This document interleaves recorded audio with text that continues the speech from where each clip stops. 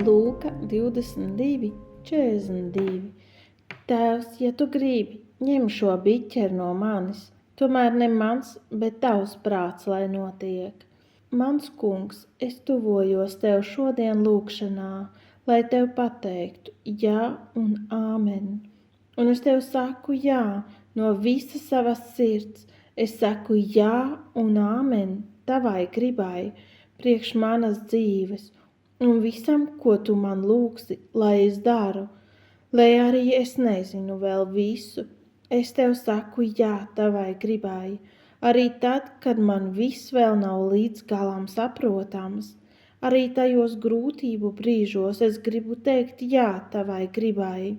Ja arī es saņemu ienaidnieku uzbrukumu, es zinu, ka tava griba ir perfekta, un tu man palīdzēsi izkļūt no šīs situācijas, lai es piepildītu tavu gribu.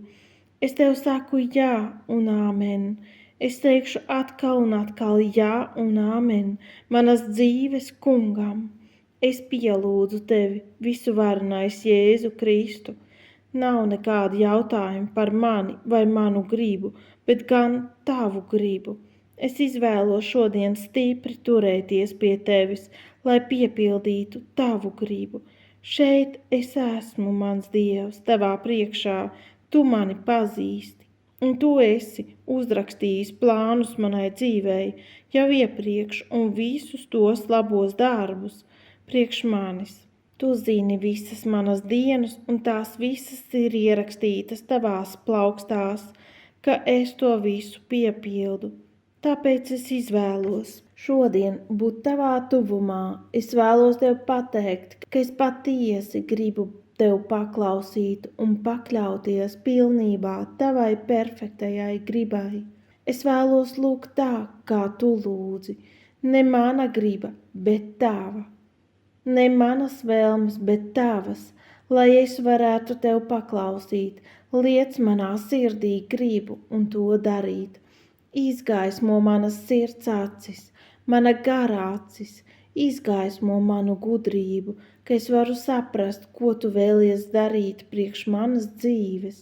Tēvs, lai gan man šķiet, ka es griežos ap sevi, es gribu teikt jā un āmen. Es zinu, ka tu esi labs, debesu Tēvs.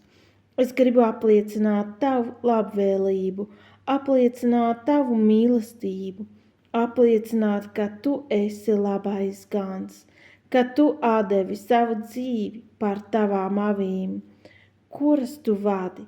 Es vēlos paklausīt tavai balsī, bet ja ir kāds šķērslis, kas šķir, kāda grēka dēļ vai kādas kļūdas dēļ manā dzīvē, ja ir kāda barjera vai kas ir nostājusies priekšā manas nezināšanas dēļ vai kāda uzbrukuma dēļ, vai ir kāds cits apstākļis, kas ir priekšā man, kas neļauj saredzēt tavu vārdu gaismu un man šķir no tava gara. Piedod man un atraisi, noārdi šos šķēršļus.